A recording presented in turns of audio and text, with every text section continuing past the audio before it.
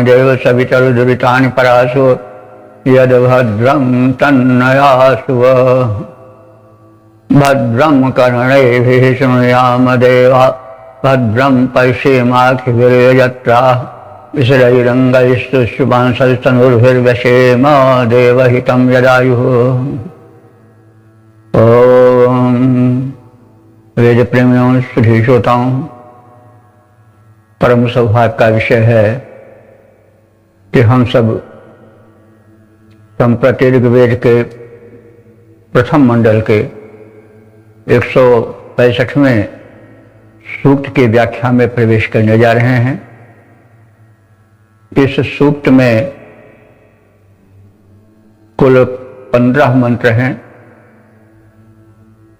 छंद मात्र त्रिष्टुप है, लेकिन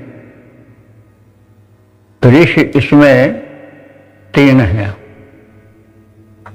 इंद्र, मरुत और अगस्त, मैत्रा, वरुण। तो मंत्र संख्या 1, 2, 4, 6, 8, 10 और 12 संख्यक मंत्रों के देवता इंद्र हैं। मंत्र संख्या 3, 5, 7, 9 के मंत्रदृष्टा ऋषि मरुत हैं।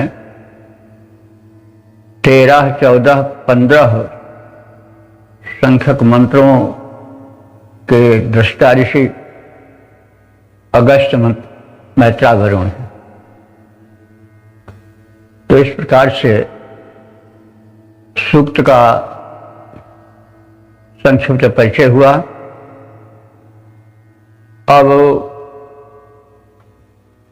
इस सूक्त के प्रथम मंत्र की व्याख्या में हम सब उद्यत हों। इस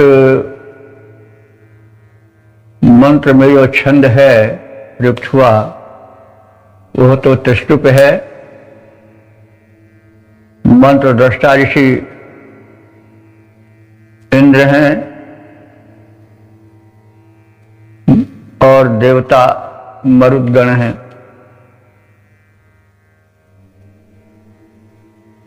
तो यहां पर थोड़ा रुक जाना पड़ता है, क्योंकि बात थोड़ी अटपटी सी लगती है कि इंद्र तो देवता हैं, वे मंत्र दृष्टा तो नहीं है। यस्य वाक्यम सदृशी, इसका वाक्य है जिसने उसको शब्दबद्ध किया है उस ईश्वरी संदेश को, वह ऋषि है। इंद्र तो परमात्मा का रूप माना गया है ऋग्वेद में। जितनी दिव्य शक्तियां हैं उनके सबके ऊपर उसकी सत्ता है, उसका अस्तित्व है। तो यह प्रश्न स्वाभाविक है उठना, यह कैसे, इस सूक्त में यह उलटफेर क्यों। वही बात मरुदगण के विषय में भी है। वे देवता तो हो सकते हैं, लेकिन मंत्रदृष्टा ऋषि कैसे हो सकते हैं। तो इसके लिए हमें थोड़ा विचार करना पड़ेगा। जैसे कभी कभी संबंधित विषय को उस सोचने विचारने वाले से जोड़कर उसको एक रूप कर देते हैं। जैसे ब्रह्म जो परम शक्ति है वह तो अलग है, जीव अलग है, संसार की सारी वस्तुएं अलग अलग दिख पड़ती हैं, संसार विभिन्नताओं से भरा हुआ दिखाई पड़ता है, लेकिन उसमें एक चिंतक कह उठता है कि अहम ब्रह्मास्मि, मैं यह संसारी वस्तुओं से विलग ब्रह्म हूं। यानी ये कुछ यही नहीं, सर्वम खलुदम ब्रह्म, ये सबका सब जो कुछ दिखाई पड़ रहा है वो ब्रह्म के अतिरिक्त कुछ नहीं है। तो यहां जो अनेकत्व है वो एकत्व में आ गई। कहने वाले ने कहा कि मैं ब्रह्म हूं और अपने को ब्रह्म मानने लगा।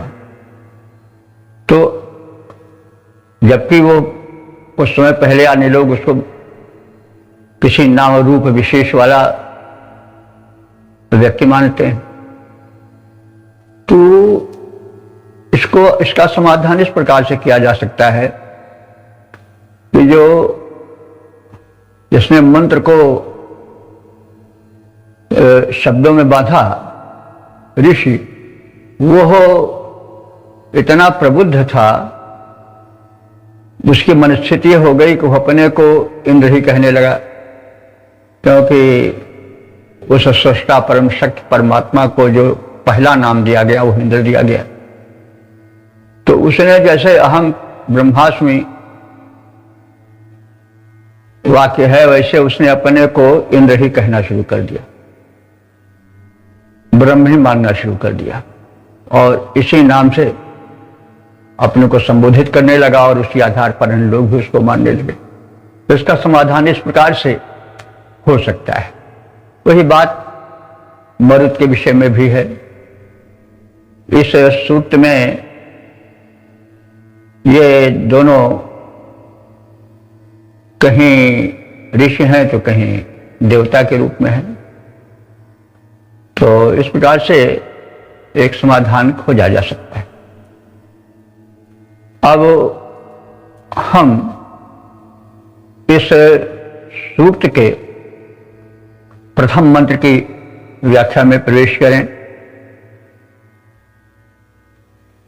इस मंत्र के दृष्टा ऋषि इंद्र हैं, देवता मरुदगण हैं और छंद त्रिशुप है। इस मंत्र का शीर्षक है इंद्र की मरुद विषयक जिज्ञासा। अब संबंधित मंत्र का प्रथम पाठ हो जाए। ओम कया शुहा सवयसः सनीडाः समान्या मरुतः सम्मिक्षुः कया मति कुत एतास एते शन्ति सुष्मं वृषणो वसूया। अब शब्दार्थ भावार्थ आदि और इसके प्रसंग और संदर्भ आदि को जाने तो यहाँ इंद्र का कथन है, प्रश्न है, जिज्ञासा है। तो जब जिज्ञासा है तो ब्रह्म तो सर्वज्ञ है, उसमें जिज्ञासा का क्या प्रश्न उठता है, वो तो सब जानता है। इसलिए हमको थोड़ा और इसके मर्म को समझने के लिए अन्य ग्रंथों पर भी दृष्टि डालनी पड़ेगी। उसकी भूमिका के प्रकाश में हम मंत्रार्थ करेंगे तभी तारतम्य बैठ पावेगा। तो ये तो हम सब जानते हैं कि सृष्टि को चलाने के लिए, इसके प्रबंधन के लिए उस रचनाकार ने, सृष्टा ने, परब्रह्म परमात्मा ने, जिसको हम इंद्र भी कह सकते हैं, उसने कुछ संदेश तरंगें अंतरिक्ष में डाल दी तो ध्वनि तरंगे सूक्ष्म है, सभी तो नहीं पकड़ पाए, लेकिन जो तपःपूत त्रिकालदर्शी तपोरत महर्षि थे, उन्होंने ध्यान रूपी विद्युत बल से उनको ग्रहण किया और शब्दबद्ध किया, भाषा का रूप दिया, छंद का रूप दिया। तो उन्होंने स्वयं कोई अर्थ नहीं किया। अब उस उनके कथन का जो मंत्र रूप में दृश्यमान हुआ, भाषा का चोला जिसने पहना, उसकी व्याख्या प्रारंभ हुई, उसके अर्थ बोध के लिए ऋषि प्रयत्नशील हुए। तो शब्द तो जैसा हम लोग जानते आए हैं, कहते आए हैं कि कुछ विशेषता के आधार पर रख दिए जाते हैं, और संस्कृत में कोई शब्द ऐसे नहीं होता कि वो हो मनमानी हो, उसके पीछे कोई न कोई भाव होता है, गुण होता है, उस गुण के आधार पर उसका नाम रख दिया जाता है। तो इसलिए अर्थ करने में अलग अलग ऋषि हुए जो कि व्याख्याकार हुए, और उन शब्दों के सृष्ट योग के कारण उसके कई अर्थ निकाले गए। अब उन सब के विषय में ज्ञान आवश्यक है थोड़ा, और अध्ययन किया जाए तो अर्थ स्पष्ट होगा। तो सबसे प्रथम प्रयास जो हुआ मंत्रार्थ समझने में, वह महर्षि यास के द्वारा हुआ। यास्क ऋषि ने निरुक्त की रचना की, एक प्रकार से वो वैदिक शब्दकोश है। पहला प्रयास व्यासकाचार्य के द्वारा निरुक्त निघंटवादी के लेखन से यह प्रयास प्रारंभ हुआ। उसके पश्चात अन्य ऋषि भी हुए जिन्होंने कि ब्राह्मण ग्रंथों की रचना की, आरण्यक उपनिषद आदि जो है वो सब व्याख्या ही हैं, मंत्रार्थ उन सबों ने किए हैं, शब्दों के अर्थ बताए हैं। और फिर वह परंपरा चलती रही। लौकिक संस्कृत में उसके यानी वैदिक भावनाओं के प्रकट करने वाले राम कथा के माध्यम से महर्षि वाल्मीकि हुए, ये सब अपने अपने ढंग से किए हैं। और जब जितने व्याख्याकार हुए उनमें थोड़ा अंतर भी है, साम्य भी है, वैषम्य भी है। और ऐसा कहा भी गया है कि वेदार्थ के विस्तार के लिए महर्षि वाल्मीकि ने अपने रामायण की रचना की। उपविंघण माने विस्तार, तो वेदार्थ के उपविंघण के लिए ऐसा स्वयं रामायण में स्वीकार किया है महर्षि वाल्मीकि ने। और वेद व्यास तो बड़ा विस्तार किए वेदार्थ का, और पुराणों की रचना उन्होंने की, महाभारत की रचना की और पुराणों की रचना की उन्होंने भी कथा माध्यम से वेदार्थ का ही विस्तार किया, वेदों के मंत्रों का ही विस्तार किया। हालांकि वो इतनी दूर चले गए करते करते कि उसकी पहचान भी कठिन हो गई, लेकिन ऐसा सत्य है। और सत्य इतना छा गया है कि तमाम लोग ऐसे हैं जो कि वेद व्यास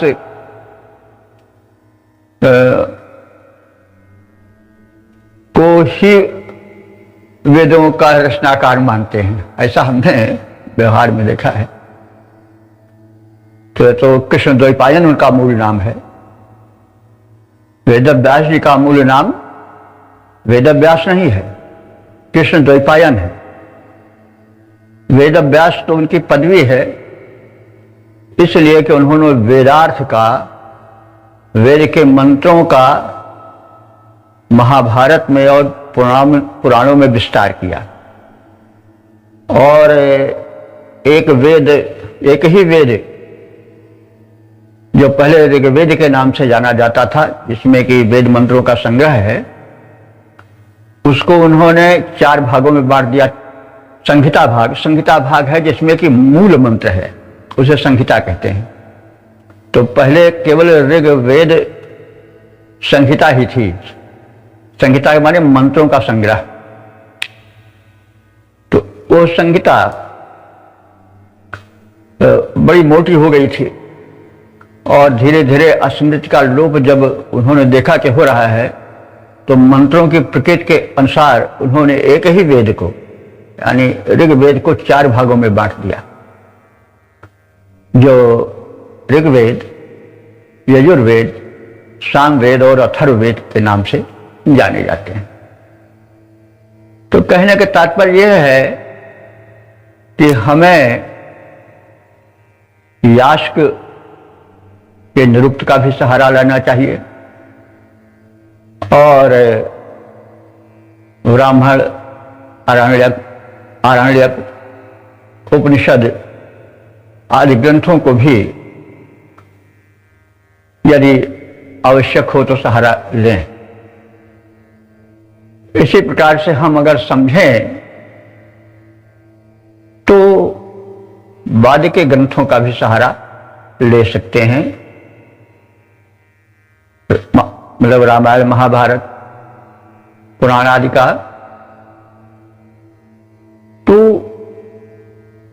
बल्कि जब ये कहा गया है कि वेदो खिलो धर्म मूलम, सभी धर्मों का, विचारधाराओं का मूल जो है वो वेद है, तो संबंधित मंत्र को या अर्थ को पुष्ट करने में हम यदि इनको उदाहरण में प्रस्तुत करें तो कोई दोष नहीं होगा। हमने देखा कुछ लोग अगर कहीं का उदाहरण दीजिए तो कुछ भड़क से उठते हैं कि वेद के लिए बाद के साहित्य का क्यों उदाहरण दिया जा रहा है। ऐसी बातें हैं, जब वेद ही सबकी जड़ है तो जड़ को तो हमें पहचानने के साथ साथ उसके फल फूल तक भी जाना पड़े तो कोई अनुचित कार्य नहीं होगा। एक हुए हैं और जिन्होंने कि वैदिक कोश लिखा है, भगवत दत्त हंसराज, उनको भी देखा जाए तो अच्छा है। मैंने यथाशक्ति इन सब का अध्ययन किया है, देखा है। और अब इस मंत्र के या इस सूक्त के अन्य मंत्रों में इन सब का सहारा लेंगे, तभी मंत्र स्पष्ट हो पाएगा। तो यह तो भूमिका रही। अब हम यहां पर इंद्र से जुड़े हुए विषय पर विचार करेंगे। तो जैसा हमने कहा कि इस मंत्र का शीर्षक है इंद्र की मरुद गण विषय की जिज्ञासा, तो वही जो परब्रह्म परमात्मा सर्वज्ञ है वो तो सब जानता है, उसमें जिज्ञासा क्या होगी। तो यहाँ पर हमें जिन ग्रंथों का हम अभी नाम लिए उनका भी सहारा लेना पड़ेगा। तो निरुक्त में और ब्राह्मण ग्रंथों में तथा भगवत दत्त हंसराज के वैदिक कोश का भी सहारा लेना कोई अनुचित नहीं होगा, क्योंकि यह सब वेद के अध्येता थे, विद्वान थे। सायण ने भी सब अपना भाष्य किया है। तो मधुकर वृत्ति अपनानी चाहिए। जैसे मधुमक्खी जो है वह नीम के फूल पर भी बैठती है, जितने फूल हैं सब पर वो जाती है और उसके सार तत्व पराग को लेकर के मधु के रूप में परिणत करके मधुरता से उसको और औषधीय गुण से भर देती है। तो ऐसे मधुकर सरिस संत गुणग्राही कहा गया है कि जो संत होते हैं, सज्जन होते हैं, वे मधुकर वृत्ति वाले होते हैं, यानी सर्वत्र वो ज्ञान को खोजते हैं और ज्ञान रूपी मधु को बनाते हैं और जो कि उपयोगी होता है। तो बहरहाल ये सब है। तो हमने देखा इन चर्चित ग्रंथों को, तो उसमें इंद्र का अर्थ परमात्मा तो ही है, सूर्य भी किया गया है, साथ साथ प्राण को भी प्राण एव इंद्र, मन एव इंद्र, हृदय में एव इंद्र, तो इन सबको भी इंद्र कहा गया है। तो आत्मा भी ईश्वर अंश है, ईश्वर अंश जीव अविनाशी, सब ईश्वर ही का अंश है, आत्मा है। तो हम आत्मा के अर्थ में भी उसको भी लेकर के इसका अर्थ कर सकते हैं, क्योंकि आत्मा जब माया से बन जाती है तो उसकी शक्ति सीमित हो जाती है। ईश्वर अंश जीव अविनाशी, चेतन अमल सहज सुख राशि, सो माया बस पर्यो गोसाई, बंधो कीर मरकट की नाई। उसकी सर्वज्ञता और उसका ईश्वरत्व माया से ढक जाने के कारण सक्रिय नहीं हो पाता है। तो जब ज्ञान में अल्पज्ञता आवेगी, ज्ञाता में, तो वो प्रश्न करेगा यह क्या है, यह क्या है, यह क्या है। बालक का बोध होता है तो वो बहुत प्रश्न करता है कि यह क्या है, यह क्या है, यह क्या है, वो क्या है। तो ये जिज्ञासु वृत्ति जो है वो अच्छी है, क्योंकि उसी से ज्ञान वर्धन होता है। लेकिन जिज्ञासा वृत्ति जानने की इच्छुक होती है, प्रश्न करती है। और curiosity is the invention of, या मदर ऑफ इन्वेंशन।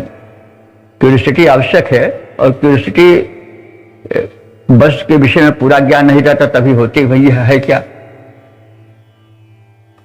तो अब यहां पर हम इंद्र को अगर आत्मा मान करके चलें और मरुत को प्राण मान करके चलें तो अर्थ अधिक स्पष्ट होगा।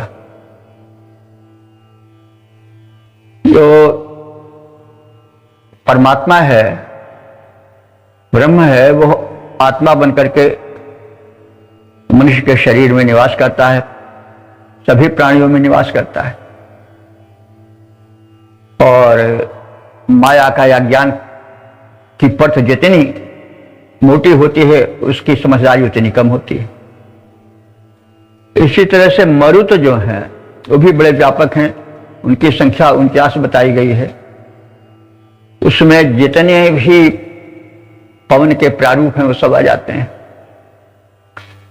वही कभी शीतल मंद सुगंध समीर का रूप है, तो कभी प्रचंड आंधी तूफान चक्रवात का रूप है। वही मरुत हमारे शरीर में प्राण शक्ति के रूप में भी स्थित हैं। प्राण समान,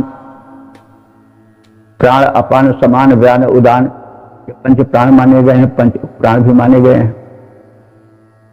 तो शरीर में जो मरुत हैं वो प्राण अपान समान व्यान उदान और पंच प्राण के रूप में रह रहे हैं।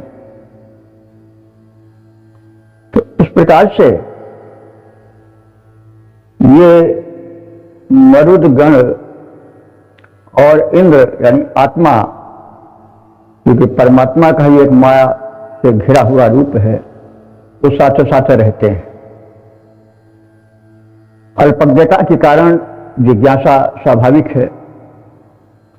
तो यहां पर इंद्र प्रश्न कर रहे हैं, अगर हम इंद्र को आत्मा माने या मन माने या हृदय माने, जैसा कि एकत्र आप चाहें तो भगवत दत्त हंसराज के वैदिक कोश में देख सकते हैं।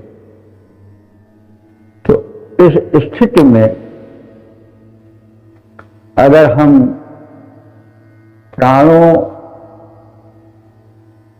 मरुतों को प्राण मान लें और इंद्र को जीवात्मा मान लें, तो जिज्ञासु बल उनके प्रश्न करने से अर्थ अधिक स्पष्ट होता है। तो अब हम इस संदर्भ में शब्दार्थ देखें और अर्थ जगत में प्रवेश करें। इंद्र यानी जागृत आत्मा जो कि जिज्ञासु है, वो जानना चाहती है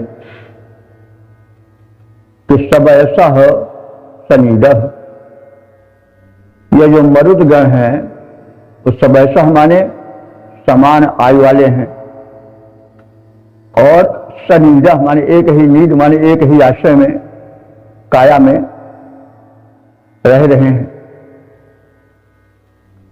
और माना गया है कि ये इंद्र के बहुत निकट सहयोगी हैं। तो प्राण के निकट सहयोगी यही है। जब तक मरुत यानी प्राण रहते हैं,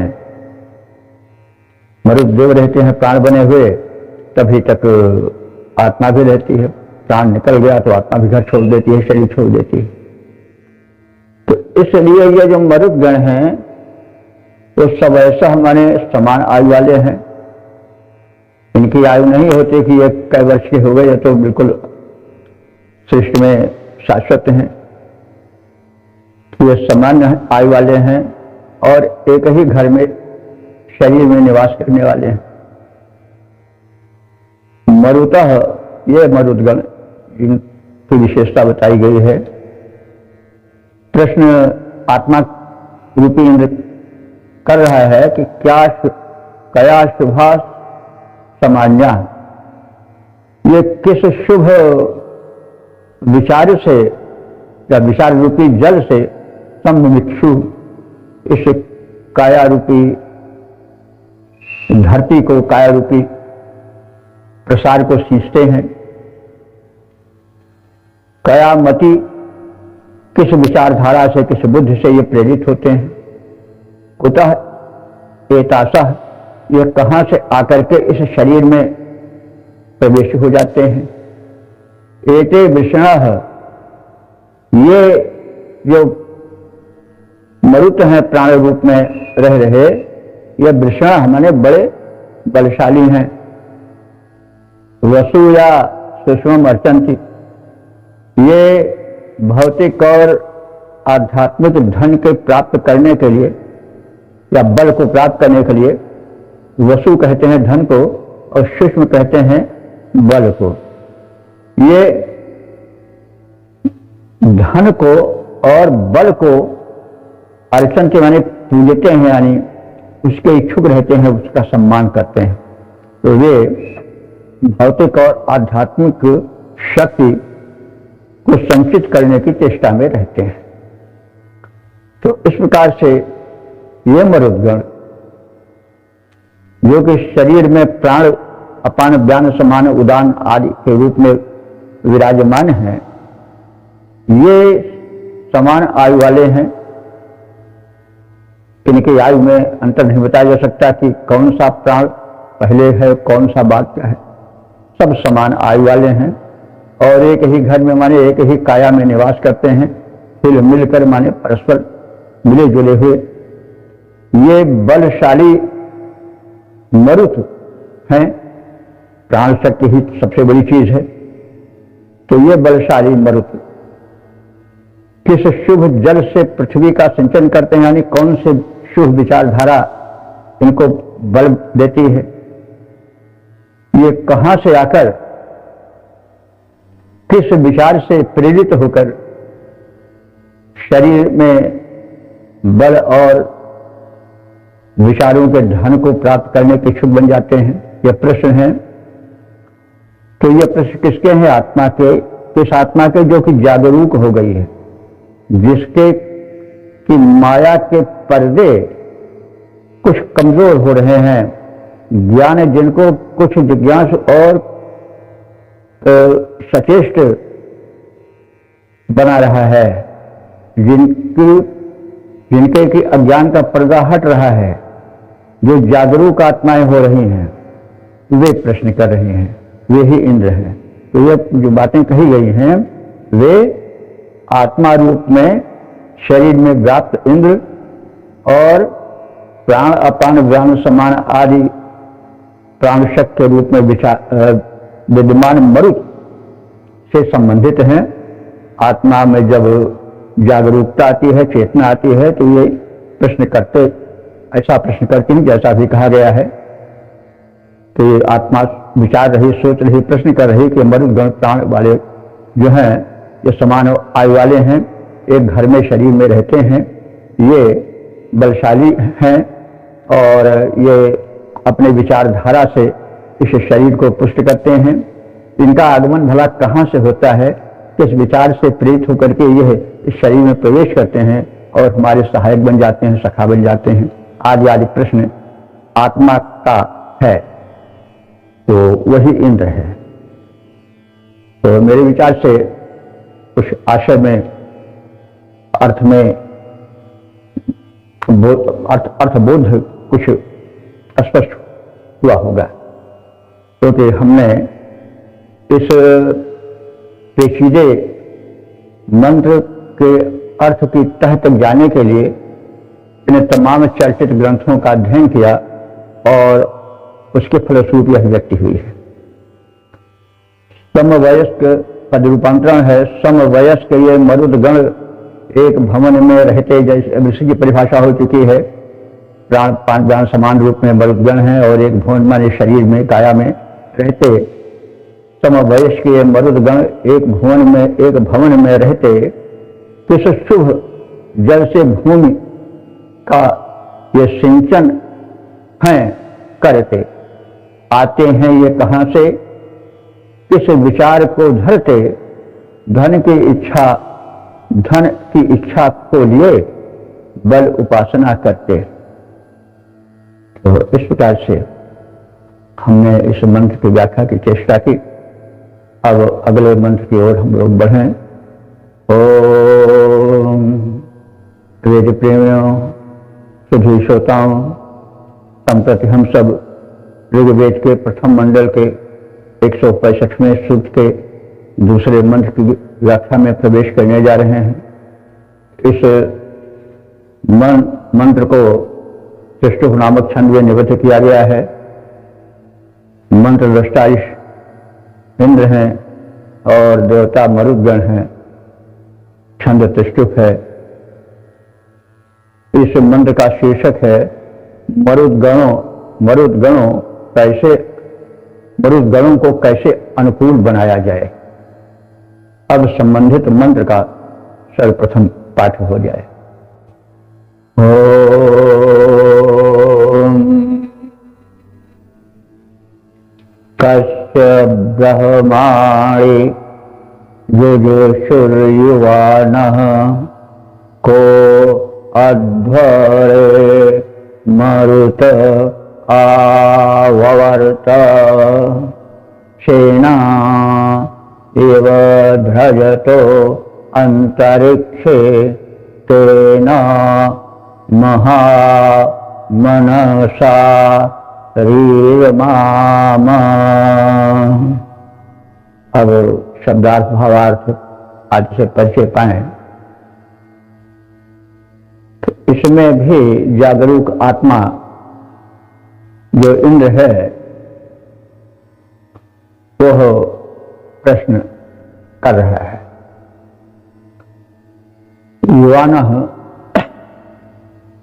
सदा युवक बने रहने वाले ये मरुदगण, कस्य ब्रह्माणि जुजुषु, कस्य माने किसके, ब्रह्माणि माने स्तोत्रों को, जुजुषु माने सेवन करते हैं। प्रश्न है ये सदा युवक बने रहने वाले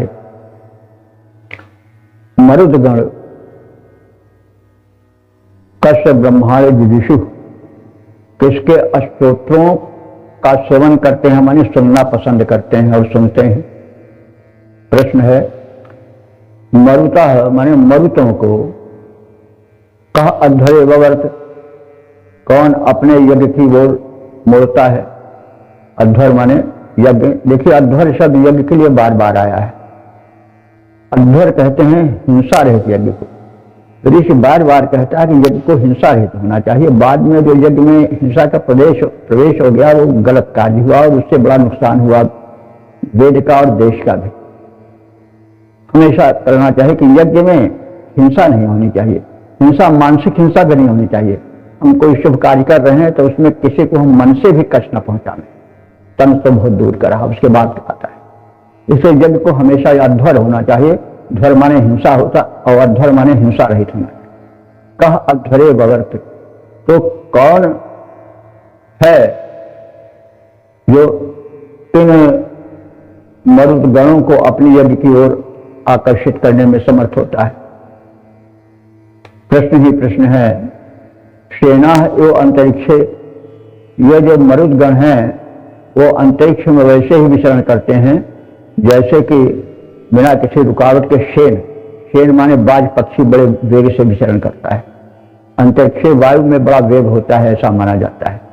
कि शेन एवं अंतरिक्ष, ये मरुदगण जो हैं वो अंतरिक्ष में जैसे शेन बाज पक्षी बिना किसी अवरोध के विचरण करता है वैसे ये भी अंतरिक्ष में विचरण करते हैं। और केन महा मनसा रीर मामो, केन माने किस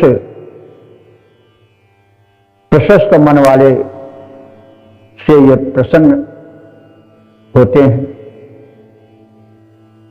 तो केन मनसा रीर मामो, ये किस प्रशस्त मन वाले साधक से प्रसन्न होते हैं। तो यह जो है प्रश्न है, लेकिन इससे ध्वनि निकलती है कि प्रशस्त मन वाले से ही मरुदगण जो है वो प्रसन्न होते हैं। और दृढ़ संकल्पित मन को बनाने की चेष्टा करनी चाहिए यदि मरुतों को प्रसन्न करते हैं। तो यहां मरुतों को प्राण वायु से लेना चाहिए। तो मरुत कहा गया है, लेकिन जैसे पहले हमने विचार व्यक्त किया है कि जो प्राण वायु है शरीर में और प्राणायाम द्वारा जिसकी साधना की जाती है, प्राण साधना जो की जाती है, उससे इसका विशेष संबंध है। तो ये मरुदगण प्रशस्त मन से जो है वो वश में होते हैं। जब दृढ़ संकल्प किया जाता है तो फिर प्राणवायु वश में आती है। ये नहीं कि प्राणायाम प्रारंभ किए तो बस 2 दिन किए, थोड़ा मोड़ा, फिर कौन इस चक्कर में पड़े। तो किसी चीज का फल तत्काल तो नहीं मिलता, तो समय तो लेता ही है। फसल हम बोते हैं, बीज डालते हैं, तो तत्काल तो फिर उसे नहीं पाते हैं ना, समय तो हर चीज लेती है। तो इसलिए दृढ़ संकल्पित होना चाहिए प्राणवायु के शोधन में, उसको प्रसन्न करने के लिए, उसके माध्यम से लाभ अर्जन के लिए, दीर्घायु के रूप में, स्वास्थ्य के रूप में और अन्य सिद्धियों के रूप में हमें प्राणवायु का सेवन, प्राण की उपासना नियम से और दृढ़ संकल्प से करनी चाहिए। तभी ये वश में होंगे, तभी हम मर्तों को वशीभूत करके अपने जीवन यज्ञ को सफल बना सकते हैं। तो सदा युवा बने रहने वाले मरुदगण, प्रश्न है किस स्तोत्रों को सुनते हैं, किसके स्तोत्रों को, प्रार्थनाओं को सुनते हैं। कौन इन्हें अपने यज्ञ की ओर मोड़ सकता है। अंतरिक्ष में बाज पक्षी के समान विचरणशील मरुतों के को किस प्रशस्त मन से प्रसन्न किया जा सकता है।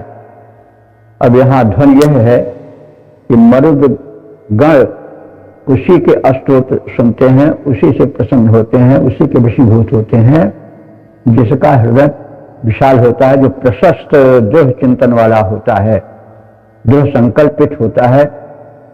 उसी के अनुकूल होकर के ये प्रारब्ध, ये शरीर में रहने वाले मरुदगण उसको अपने वरदान से विभूषित करते हैं, अलंकृत करते हैं। तो इस मंत्र को प्रश्न और उत्तर 2 रूपों में हमने विभाजित किया है। तो पहले प्रश्न वाला अंश हम सुना रहे हैं सदा युवा रहने वाले ये मरुत किस के स्तोत्रों को सुनते, कौन यज्ञ में इन्हें बुला सकता, ये किसके होकर रहते। बाज बिहग ज्यों विचरण शील मरुदगण को कैसे हम अपना बनाएं, इसका उत्तर चाह रहे हैं, आप सब कृपया हमें बताएं। ये प्रश्न हुआ, इसका उत्तर है कि नित्य युवा मरुतों को निज अध्वर में वही बुला सकता, नित्य युवा मरुतों को निज अध्वर में वही बुला सकता, वही प्रार्थनाओं को अपनी सादर उन्हें सुना सकता, वही बलि मरुतों को कर प्रसन्न अपना है बना सकता, जिसका मन विशाल है, जो नर तुच्छ विचार हटा सकता। ओम वेद प्रेमियों, सुधी श्रोताओं, संप्रति हम सब ऋग्वेद के प्रथम मंडल के 165वें सूक्त के तीसरे मंत्र की व्याख्या में प्रवेश करने जा रहे हैं। इस मंत्र को त्रिष्टुप नामक छंद में निबद्ध किया गया है। मंत्र दृष्टा ऋषि यहाँ पर मरुद गण हैं, देवता इंद्र हैं। और इस मंत्र के शीर्षक को हम सुने। मरुत का इंद्र से प्रश्न, प्रश्न करने वाले मरुत बन गए हैं और देवता इंद्र बन गए हैं। अब संबंधित मंत्र का प्रथम पाठ हो।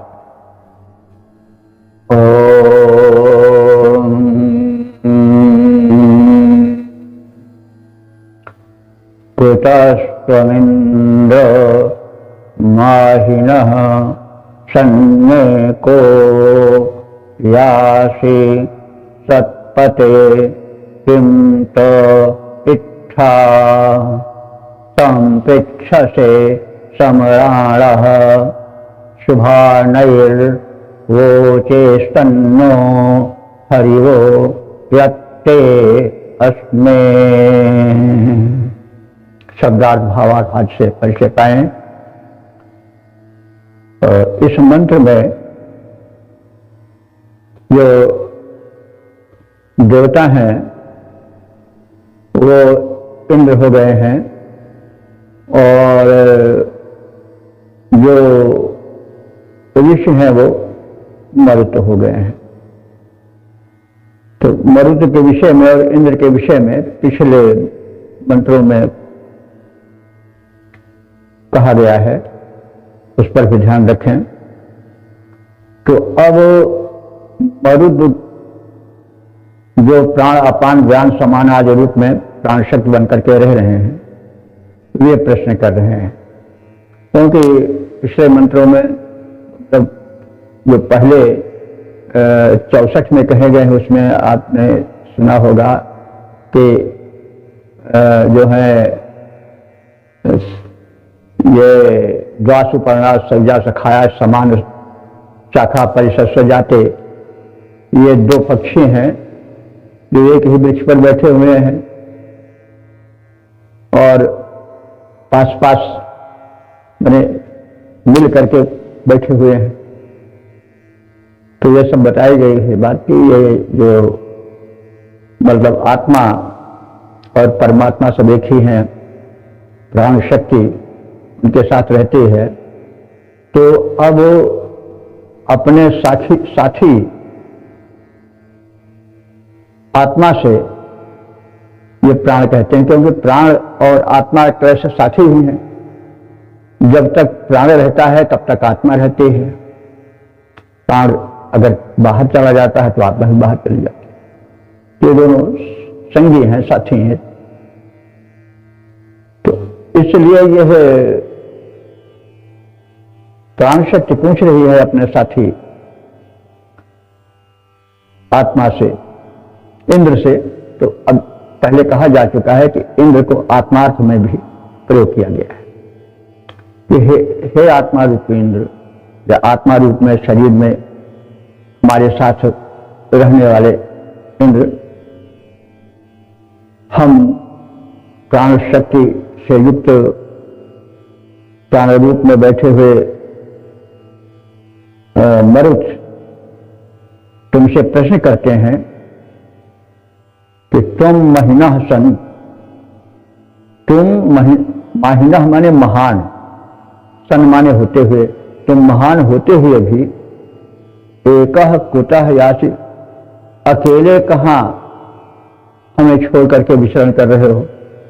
यानी हमसे जुड़ो, तो जब प्राण और आत्मा जुड़ जाएंगे तो फिर कल्याण आएगा। तो अकेले ही मत कहाँ आप जा रहे हो, मैंने हमारा सहयोग लो, हम और तुम मिल करके इस जीवन को सफल बनाने के लिए कार्य करें। सतपते, हे सज्जनों के प्रतिपालक इंद्र, यानी आत्मा रूप में प्रतिष्ठित ब्रह्म रूप इंद्र, ते इत्था किम, तेरी ये दशा ऐसी क्यों है?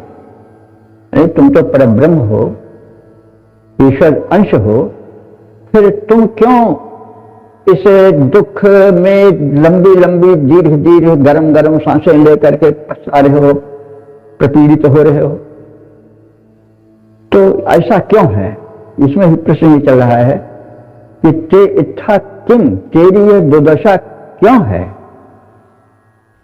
समराणा संपिक्षसे, साथ साथ चलते हुए, साथ साथ रहते हुए हम मरुदगण प्राण रूप में वर्तमान तुमसे मित्रवत पूछ रहे हैं कि अस्मे ते यत, हमसे तुझे जो कुछ भी कहना हो उसे कहो, क्योंकि हम तुम्हारे साथी हैं, सहयोगी हैं, समान रूप से रह रहे हैं इस काया रूपी आवास में, आश्रय में। तो तुम हमसे कहो कि तुम्हारी यह दुर्दशा क्यों है, हम तुम्हारे सहयोग करेंगे। तो ये बात सिद्ध है कि प्राण शक्ति जब प्राणायाम से वर्धित होती है तो आत्म तत्व के बोध में सहायता मिलती है। तो तत् न वह जो हम आपसे पूछ रहे हैं, कह रहे हैं प्रश्न रूप में, वह उत्तर रूप में हमसे शुभा नहीं है बोचे, मीठी वाणी से कहो। यानी रुष्ट मत हो कि हम आपसे प्रश्न कर रहे हैं तो प्रश्न क्यों कर रहे हो, उसको अन्यथा न मानो, और हम तुम्हारे सहयोगी हैं, प्राण शक्ति बनकर मरुदगण हैं जो प्राण शक्ति बनकर के रह रहे हैं। तो हम तुम्हें दुखी देख करके जो है वो स्वयं दुखी हो रहे हैं, और जो प्रश्न किए हैं उसका उत्तर हमें दो, और मीठी वाणी में दो, रुष्ट मत। तो हे इंद्रदेव, ये मर्दों का प्रश्न है कि हे इंद्रदेव, तुम महान हो, फिर भी अकेले ही क्यों विचारण करते हो, क्यों चिंतन संसार में घूमते रहते हो? हे सज्जनों के प्रतिपालक इंद्र, तेरी यह दशा क्यों है? तुम तो ईश्वर अंश जीव अविनाशी हो, चेतन अमल सहज सुख राशि, आनंद स्वरूप हो, ब्रह्म स्वरूप हो, ब्रह्म आनंदमय है। तो तेरी यह कष्ट में चिंतनीय दशा क्यों है, इसको हम जानना चाहते हैं। हे अश्वों से युक्त इंद्र, अश्व माने बल भी होता है, तो हे परम शक्तिमान ब्रह्म के स्वरूप आत्मा रूपी इंद्र, हम तुम्हारे साथ साथ चलते हुए, तुम्हारे साथ साथ रहते हुए तुमसे यह प्रश्न पूछते हैं कि तुम्हें यह दुख क्यों, यह क्लेश क्यों, यह व्यथा क्यों, यह पीड़ा क्यों? हमसे जो भी उत्तर रूप में कहना हो स्पष्ट कहो, मीठी वाणी में कहो। तो इस प्रकार से यह प्रश्न चल रहा है, और इस प्रश्न का उत्तर आगे आने वाले मंत्र में इंद्र देंगे तो अब हम पहले इसके पद रूपांतरण पर दृष्टि डालें। हे इंद्रदेव ऐश्वर्यवान, तुम हो महान, यह समझाओ तज कर अनुचर एकाकी क्यों चल पड़ते, हमको बतलाओ। हे सज्जन के प्रतिपाल इंद्र, अश्वों से युक्त विशाल इंद्र, एकाकी ही चल पड़ते क्यों मीठी वाणी में बतलाओ। ओम वेद प्रेमियों, सुधी श्रोताओं, संप्रति हम सब ऋग्वेद के प्रथम मंडल के 165वें सूक्त के चौथे मंत्र में प्रवेश करने जा रहे हैं। इस मंत्र के जो दृष्टा हैं वो इंद्र हैं और जो छंद है वो त्रिशुप है और देवता मरुद्गण हैं। मंत्र संख्या 3 के प्रश्नों का उत्तर इस मंत्र में दिया जा रहा है। यही शीर्षक है, पृष्ठ प्रश्नों का उत्तर और समाधान, और संबंधित मंत्र का सर्वप्रथम पाठ है।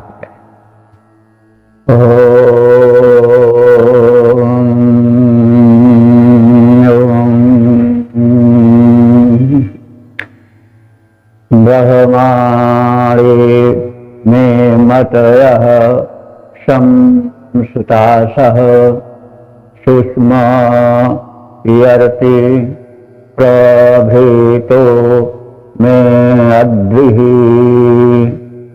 आशासते प्रति रन्तुक्षेमा हरि वहतस्ता न अच्छा। शब्दार्थ भावार्थ आदि में प्रवेश करें। तो पिछले मंत्र में जो जिज्ञासाएं मरुत द्वारा अर्थात शरीरस्थ प्राण शक्ति के द्वारा मित्रवत रहने वाले उस प्राण शक्ति से किए गए थे, उसी के का उत्तर जो है वह साधना द्वारा प्राण शक्ति अपनी सामर्थ्य जगाने के इच्छुक जो वह मायाच्छन्न ब्रह्म का रूप जीवात्मा है, वह उत्तर रूप में बता रहे। उसका कथन है कि मैं अपने उद्धार की चेष्टा कर रहा हूं और मैं अपनी शक्ति जागृत कर रहा हूं, तुम्हारा सहयोग हमें मिला है और मैं अब अपने दुर्विचारों को, दुर्भावनाओं को और अपनी दुर्दशा जो कि माया के कारण, अज्ञान के कारण हो रही, उसको हटा रहा हूं। मैं शक्तिशाली विचारों से, सकारात्मक विचारों से अपने को युक्त कर रहा हूं और अब मेरे जो दुर्संकल्प विचार हैं वो वज्रवत दुर्वासाओं, दुर्विचारों का संहार करेंगे और मैं चैतन्य बनूंगा, आदि आदि विचार इस मंत्र में व्यक्त हैं। तो उत्तर रूप में मरुत आत्मा से, इंद्र से कह रहा है और जो उसने कथन किया था उसका आत्मा उत्तर दे रही है, जिसे कि इंद्र का रूप माना गया है। तो इंद्र रूप आत्मा का कथन, ब्रह्माणि मतयः सुतासः। जो ब्रह्माणि माने वेद मंत्र हैं, स्तोत्र हैं, और जो उनके द्वारा उत्पन्न होने वाली सद्बुद्धि है, और जो सोम माने शक्तिशाली खाद्य पदार्थ, पान आदि हैं, वे अब सब मेरे द्वारा सेवन किए जा रहे हैं। यानी मैं अब अपने को अपने मुख्य स्वरूप में, ब्रह्म स्वरूप में आने के लिए वेद मंत्रों के स्तोत्रों से जो बुद्धि मिलती है उसको अपना बना रहा हूं, उसका सेवन कर रहा हूं और जो सोम है, सोम माने वीर शक्ति भी सोम से संबंधित है। पुष्ट पेय, सात्विक पेय, खान पान भी सोम से संबंधित हैं। तो उन सबका मैं सेवन कर रहा हूं, क्योंकि आत्मोद्धार के लिए आवश्यक है कि वेद के शुभ विचारों को ग्रहण किया जाए, उनसे प्रेरित होकर के सद्बुद्धि जगाई जाए और खान पान तथा वीर्य रक्षण द्वारा आत्म तत्व को सबल बनाया जाए, उसे जागृत किया जाए। तो जो इंद्र है, आत्मा है, वो इस रूप में उस प्राण रूपी मरुद गणों के उत्तर रूप में दे रही है कि मैं शम, ये जो कृत्य मैंने करने का निश्चय किया और जो कर रहा हूं, वो मेरे लिए सुखद और कल्याणकर हो रहे हैं और कल्याणकर हूं, ऐसा मेरा निश्चय है। मैं सुषमा अदृश्य, मैं माने मेरा, सुषम माने होता है शक्तिशाली, अदृश्य माने अदृश्य कहते हैं पत्थर को, लेकिन हाथ जो माने वज्र है। तो मेरे जो शक्तिशाली संकल्प हैं वे अद्र हो गए हैं, वज्र हो गए हैं, और उस दृढ़ संकल्प से, दृढ़ विचारधारा से मैं अब शत्रुओं पर प्रहार करने जा रहा हूं। ये शत्रु कौन है? ये शत्रु है काम, क्रोध, लोभ, मद, मोह, अज्ञान।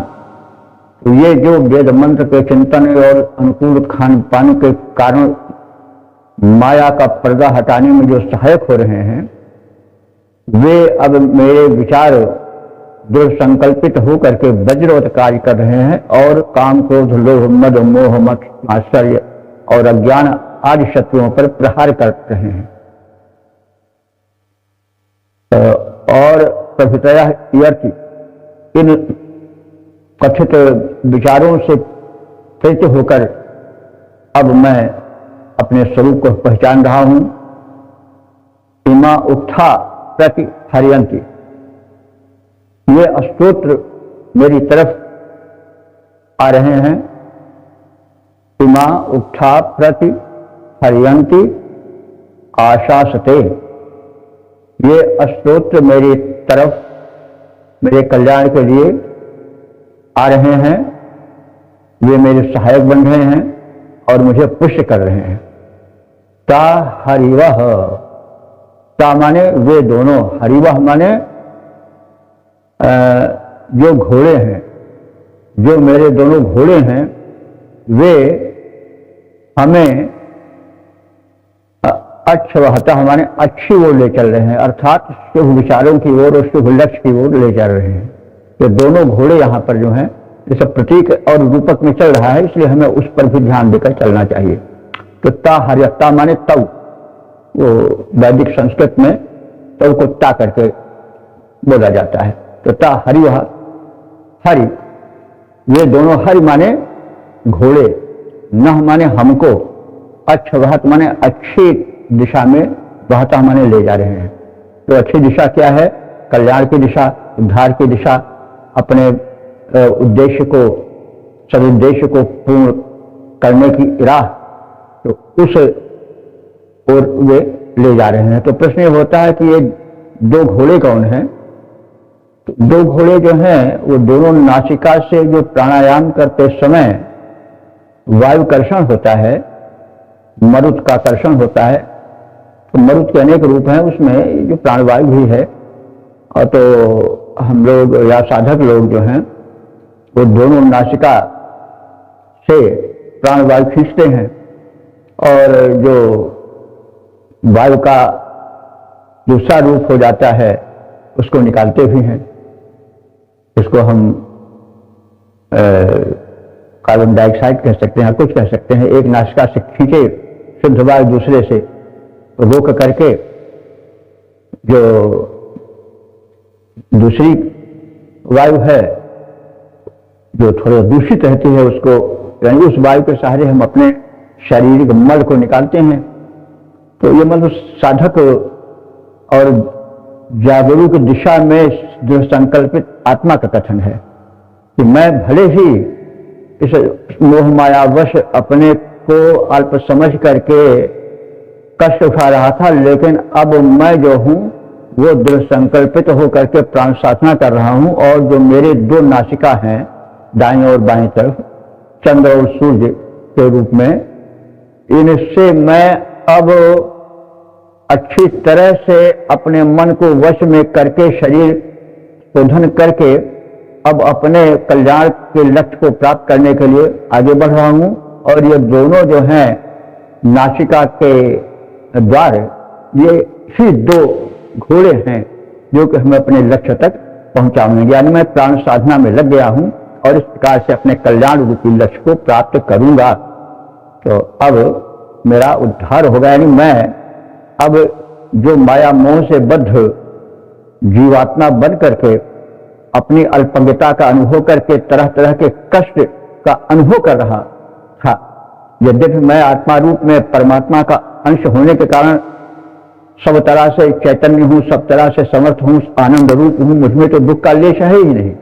माया छन्न हो जाने से, अज्ञान से घिर जाने के कारण ये सब कुछ हो रहा था। लेकिन अब मैं प्राण साधना के द्वारा और सद्विचार के द्वारा, सदअध्ययन के द्वारा वेद के विचारों को ग्रहण करके अपने को जागरूक बना रहा हूँ। और ये मेरे सारे संकट अब हमसे दूर भाग रहे हैं और मैं अपने लक्ष्य पर पहुंच रहा हूँ। यह इसका मतलब सामान्य अर्थ हुआ शब्दार्थ के आधार पर। तो इंद्र का कथन है ये में इस मंत्र में, ज्ञान और सुबुद्ध तथा सोम मेरे लिए सुख कारक हूं। मेरा बलशाली दृढ़ संकल्पित मन ही वज्र बन गया है और उससे मैं काम, क्रोध, लोभ, मद आदि और अज्ञान के जो शत्रु हैं उन पर घनघोर प्रहार कर रहा हूं। मैं उनको परास्त करके विनष्ट करूंगा। स्तुतियां मेरी ओर आती हैं, यानी वेद मंत्र में जो स्तुतियां की गई हैं वे अब मुझे जागृत कर रही हैं, मेरे स्वरूप को पहचानने में सहायक हो रही हैं और अब मैं आगे बढ़ रहा हूं। तो दोनों अश्व जो दोनों नासिका से छिद्र हैं, जिनसे प्राणवायु का कर्षण होता है, निष्कासन होता है, वो दोनों सक्रिय हैं और ये अश्व की तरह मुझे अपने गंतव्य यानी उद्धार की ओर ले जा रहे हैं और उस लक्ष्य तक, आत्मोद्धार के लक्ष्य तक, गंतव्य तक मुझे ये पहुंचाएंगे, ऐसा मेरा दृढ़ विश्वास है। तब पद रूपांतरण पर दृष्टि डालें। ज्ञान बुद्धि स्तुतियां मिलकर मुझको सुखी बनाएं। ये जो वेदगत स्तुति हैं इससे आत्मबल होता है और ये मुझको सुखी बनाएं। ज्ञान बुद्धि स्तुतियां मिलकर मुझको सुखी बनाएं और दृढ़ संकल्पित वज्र चलाकर अरियों को ध्वस्त कराएं। स्तोत्रात्मक वाक्य प्रशंसा करते मुझ तक आते, गंतव्यों तक अश्व सुबह मेरे मुझको पहुंचाते। ओम।